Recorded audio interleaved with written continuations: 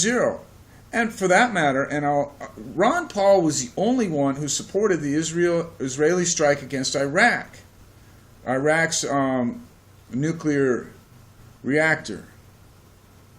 Okay, so Ron Paul's not going to, and for that matter, if Israel wants to take out Iran's nuclear capability, if they have any, okay, maybe you'll be for or against that, but that's basically for Israel to decide.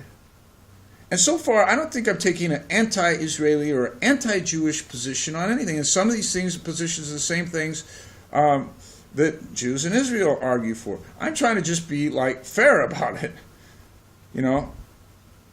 So really, there's not any great moral argument. I mean, if you're an Arab in the Middle East and you see Israel with 300 nuclear weapons and Iran with 0, and you know that the Americans been supplying genocidal weapons to people like Saddam Hussein, you don't see America really having too much moral authority on this sort of thing.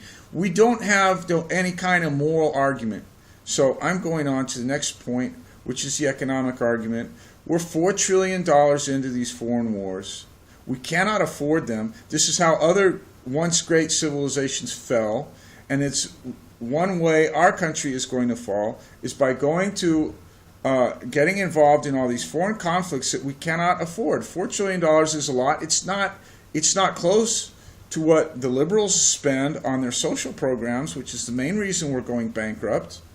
But when you combine it, when you superimpose what the leftist wants to spend on social programs with then what the neocons want to spend on foreign wars, and then with what the Fed does to print money to pay for all that, and the dollar falls and it's basically a theft against the middle class and our economy, it's definitely a prescription for failure. I mean, we're definitely, I'm not going to get into the entire argument about how America is going down as a result of, our spending and borrowing and printing of money, but, we're like a 300-pound person who's gaining a kilogram, a month or something.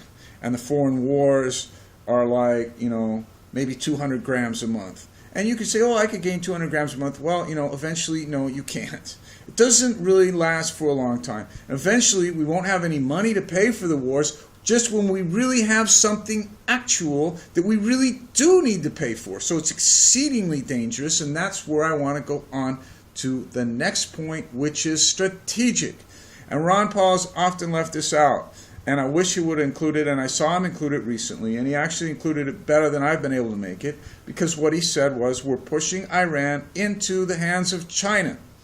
And that's exactly right, but I sort of look at it differently. Both China and Russia, I don't look at it differently, I just have another sort of point, which is that both China and Russia have said they don't want us, obviously, to go to war against Iran, and China's even threatened war against America over this, although I don't think, even though their leader said it and so forth, I don't think if we did it, I think they would just sit there and watch. And what they would do, they already have 3,000 nuclear weapons. They'll probably build 1,000 more. And they'll probably build, 10,000 more tanks. And they'll probably build more tunnels, which they're already building tunnels underground to move their nuclear weapons around and so forth. And maybe they'll start more money for their biological weapons program.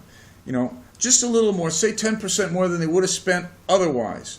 Because they don't like us doing it. But they're not going to say anything. They're Asians. Asians don't make a big fit. They already said they don't like it.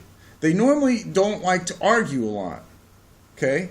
They don't make a big debate about things. They said their position, and then if we go ahead and do it, they'll just sit there quietly, but then they'll continue to amass weapons. So we're going to get rid of one weapon that Iran doesn't have, and then China's going to have 1,000 more nuclear weapons, and Russia's going to build a better jet fighter than we have, that they already are building a better jet fighter than what we have.